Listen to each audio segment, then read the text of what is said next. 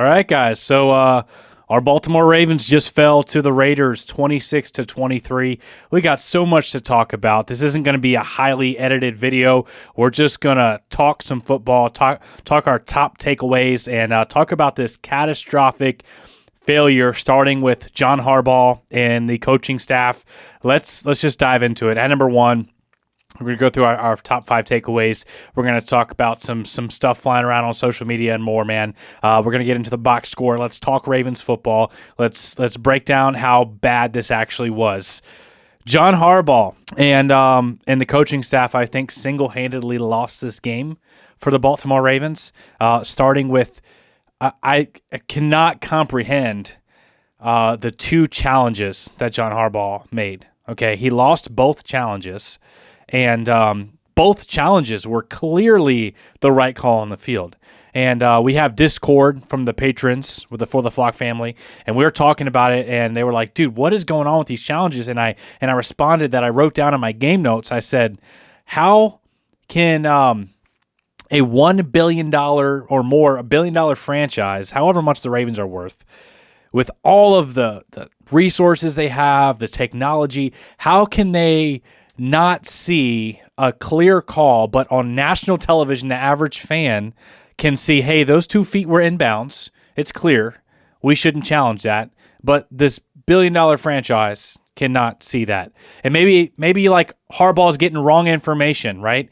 But how can it, shouldn't there be someone, maybe someone, just a fan, maybe watching the game that says, hey, I just saw it on the broadcast and it's clearly inbounds. Like, how do we not have that that resource, that technology? What is going on to where this, to a franchise, makes 2 horrendous challenges?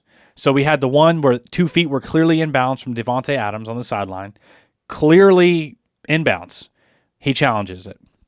The other one was the Zay Flowers catch. That was not a catch. It shows in the broadcast, it shows it hitting the ground. So why do we have access to that, but John Harbaugh and the Ravens don't, and still make the challenge? That's what I want to know, because this is not a first season thing. It's been for years now with John Harbaugh as the head coach, with terrible challenge decisions.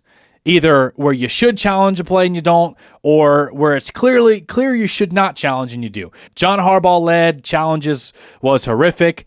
Using the second timeout, a 2nd and 1 where they only need to pick up 1 more yard. Like, why not wait till the next play after the 2-minute warning? Then you still have 2 timeouts, but that didn't make sense to me. The other thing, let's talk about Justin Tucker, man. If Justin Tucker hits that, 51-yard field goal, we are either in overtime or win that game. You know what I'm saying? Like, Justin Tucker falling off, he's 1 for his last 7 field goals. Not great, because when you're in that type of situation, you want to have a kicker that you can rely on, and he's just not reliable anymore past 50 yards. He's reliable, in front of 50 yards, but not past 50 yards. So the coaching, did not like it. There's a couple of other things I want to talk about with the coaching.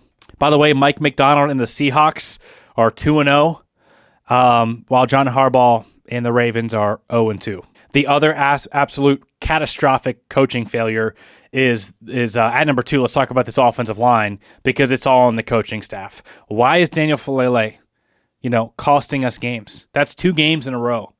2 games where the biggest moments of the game, Daniel Falele lets up a strip sack, or in that case, it was a terrible, when you need it the most, tie ball game, 1st and 10. We drop back, and Max Crosby is right in Lamar Jackson's grill. You're just running right past Daniel Falele. What are we doing? What are we seeing from Daniel Falele that shows you he should be in the game over Ben Cleveland? Is Ben Cleveland just in John Harbaugh's doghouse? What is going on to where Ben Cleveland is not getting any opportunity at right guard, or heck, Patrick McCarry at right guard? Anyone else besides Daniel Falele right now, who was drafted as a tackle, was one of John Harbaugh's guys, and is now a consistent liability, possibly costing the Ravens 2 games. When you have to have it the most, you got an elite pass rusher just running right past Daniel Falele, costing you the game. That type of stuff between the challenges and allowing Daniel Falele to start over Ben Cleveland is horrific. Overall, the offensive line, in the beginning of the game, could not run block anything. Derrick Henry had multiple negative. I think his first 4 carries went for -4 yards. He was getting blown up back behind the line of scrimmage at no fault of his own. Things got going a little bit later whenever they tried to, do some of the tosses, get him out in space. But overall, the run blocking wasn't great for the offensive line. And then Daniel Falele specifically in pass protection. Patrick McCarry wasn't great in pass protection. Once Rosengarten came, let's talk about it positive, right? Rosengarten looked significantly better than Patrick McCarry, and it was handling Max Crosby. I was keyed in on Rosengarten quite a few times on a one-on-one situation with Max Crosby, where he held his own against an elite NFL pass rusher. Rosengarten, if we're going to talk about a positive takeaway, he's going to be the future right tackle for the Baltimore Ravens, maybe even left tackle after Ronnie Stanley goes. But Ronnie Stanley looks pretty good today as well. So overall, the tackle performances between Rosengarten and Stanley was good. But Daniel Falele, I'm not trying to single in on a guy. I like him as a person. I want him to succeed. But he should not be out there starting over some of the options that the Ravens have right now. And number 3, man, let's talk about the pass defense. What is going on with our pass defense? There's times where guys are running open in the secondary, and I don't know if it's communication issues. There's also times where, sometimes a receiver makes a good play. You got Davante Adams, a Hall of Fame receiver. He's going to make plays. I understand that. The penalties, I'm not a ref blaming type of guy, but there was a few that kept the Raiders in the game. I think we had over 100 penalty yards. The one pass interference on Brandon Stevens going against Davante Adams in the end zone set them up for that touchdown.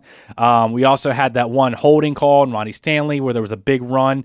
I think it was a big run by Derrick Henry. And you can't blame the pass rush. I mean, the pass rush got after Gardner Minshew today. Odafe Owe was dominant. Nnamdi Madubuike was dominant. Oh, by the way, got called on a face mask, which should have been a sack on Gardner Minshew or whoever. I think he got his hand around, hit him right on the chest, pulled him to the ground with his just elite brute strength and got called for a face mask. Like, absolutely absurd to call that. Didn't even touch the face mask. Didn't even get close to the face mask. Got him right here on the chest, pulled him down for the sack. And it's just one of those calls that kept him in the game. There was a few of those that clearly, kept the Raiders in the game, extended their drives. Marlon Humphrey did not have a great game. Brandon Stevens was pretty good in coverage most of the time. The times that he got beat, he was still in good position, just didn't make a play on the football, and you're going against Davante Adams. You know what I'm saying? I'm not mad at Brandon Stevens. Marlon Humphrey, like we said, got beat a few times, didn't have a great game. What's concerning is, giving up almost 300 passing to Gardner Minshew right the week after you give up 290 to Patrick Mahomes. You're like, okay, well, it's Mahomes, it's the Chiefs, but then the next week against the Raiders, Gardner Minshew goes 30 for 38.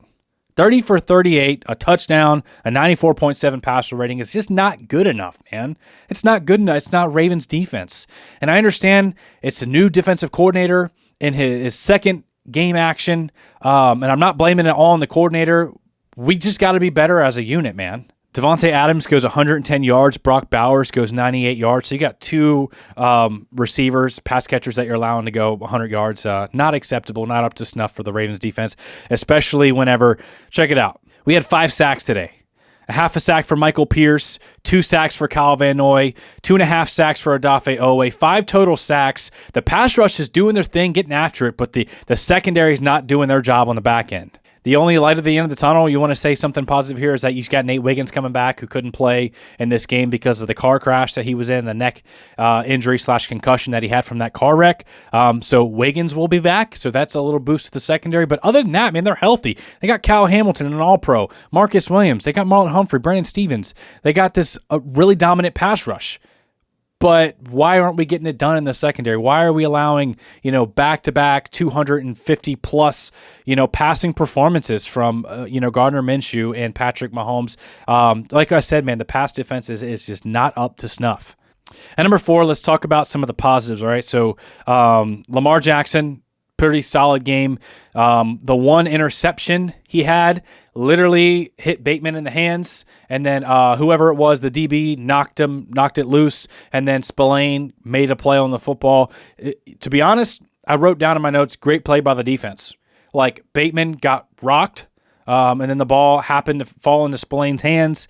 I'm not mad at Bate. I'd like to see him pull that in. I'm not mad at Lamar. It was just a great play. Sometimes you got to nod your head and say, great play by the defense. Other teams make plays, and that's what it was. Lamar Jackson goes 21 of 34, 247, a touchdown and an interception. Like we said, not the interception bounced off Bateman's hands. Not a bad play there. He only takes 2 sacks for 15 yards, but one of them comes in the most crucial part of the game where it's tied up and you lose 10, 15 yards off the drop back from Max Crosby crossing right across Daniel Falele's face. Passer rating of 81.4. Not great from Lamar overall. He had that one miss to Mark Andrews, a couple of throwaways as well that kind of bring down the numbers. But overall, made a lot of adjustments at the line of scrimmage. They look confident in their 2-minute offense, making adjustments at the line. And I'm pleased overall with the offense, with Lamar Jackson in the passing attack. Also, Derrick Henry, shout out, 18 carries, 84 yards, and a touchdown. Lamar rips off 5 carries for 45 yards. Justice Hill, 4 for 22, 151 on the ground. Overall, there should be no circumstance where you're saying, hey, Lamar throws for 250, a touchdown, and you rush for 151 yards and a touchdown, and you walk away losing that game, man. Overall, I'm most disappointed in the coaching, specifically with John Harbaugh. Also, let's talk about at number 5, the receiving performance. Zay Flowers, he's a dog. 7 catches, 91 yards, and a touchdown. Had an opportunity for a little bit more if you would have pulled in that one catch. Great performance by Zay Flowers. Mark Andrews, we talked about how not to panic about him because he's back, 4 catches, 51 yards. Would have been maybe close to 90-ish yards. A bigger day for him if Lamar hits him whenever he was running open down the seam, but Lamar Jackson overthrew it.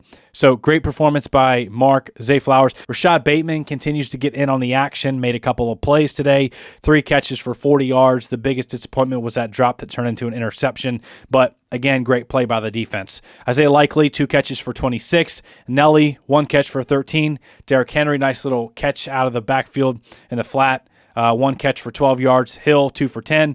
Kohler, 1 for 4. Patrick Ricard had 1 target for 0 yards. Roquan Smith on the defense racks up 11 tackles. Marlon Humphrey with 10 tackles. Hamilton with 6, Owe 5, and a bunch of guys got in, ran to the football on defense. But we allowed Max Crosby and Davante Adams, the 2 guys who you say, I don't want to beat me in this game. You allow them to beat you. That's what it is. Max Crosby and Davante Adams, they're 2 superstars, and they beat you. You knew in the big moments they're going to rely on those guys, but you don't have a proper plan. You don't make the right decisions for challenges. You allow whatever it is, whatever the reason the decision is, you allow Daniel Falele to keep starting at right guard, and it's not working. At what point do you say, hey, I was wrong, and adjust? You know what I'm saying? It's unacceptable. It's inexcusable. Was not a fan of the coaching today at all. And it's sad because I love John Harbaugh. I like the coaching staff as a whole, but today you can't defend him. It was really bad. It just was what it was, and we got to call it as it is. Let me know what you guys think about it in the comments section below. It's not all over doom and gloom for the Ravens, but the offensive line's got to perform. The pass defense has got to shore up a little bit, and our penalties, man. Let's see if we actually have the stats here. Hold on, bear with me for 1 second. Let's pull up the team stats and see what it was as far as total penalties, man, because it had to be rough. So, okay, the Raiders have 3 penalties for 15 yards, 3 for 15. The Ravens have 11 penalties for 109. That is doo-doo. Like, that's just straight up terrible. And what's sad, too, is a lot of these calls were not fair or right calls, like especially the face mask that was a chest sack, like the PI on Brandon Stevens, the holding on Ronnie Stanley. It's just the games aren't being called evenly right now, and it doesn't take a rocket scientist to see that. You can look at the numbers and you can look at the play-by-play of the film and see that the Ravens are getting jaded when it comes to the penalties, man. So penalties, not great. Coaching, not great. The there is some good stuff to take away from this game. Derrick Henry looks really good. Lamar in the passing game and the weapons look pretty good. The 2-minute stuff, the line of scrimmage controlling and stuff looks pretty good. I'm not concerned about the offense as a whole, besides just pass protection in big time moments. We got to improve, and we got to improve on some of the run blocking as well, and then figure out what's going on in the secondary and the penalties. And the Ravens will be a good team. But right now, they're not a good team. That's just the reality of the situation. They're 0-2. A loss in the home opener on the road against the reigning Super Bowl champs. You give them a pass. Still could have won that game. But, a home loss to the Raiders whenever the 2 stars that you knew you had to stop beat you, not acceptable, man. Let me know what you guys think about in the comment section below. I love you guys. Appreciate y'all. Don't let this game beat you up too much, man. Don't let it take away your joy, your peace, your happiness. As it's football. I love football. I love the Ravens. Football brings people together from all different walks of life. But at the end of the day, don't let it, dictate your emotions. We're going to still enjoy watching the Ravens, watching the team as part of being a fan, is riding the ups and downs. When you rock with your team when they win, you rock with them when you lose. You still put on that jersey, right? Don't be the guy that only wears the jersey after a win. All right, guys. Thank y'all for tuning in. Love y'all. Appreciate y'all. We'll see you in the next video.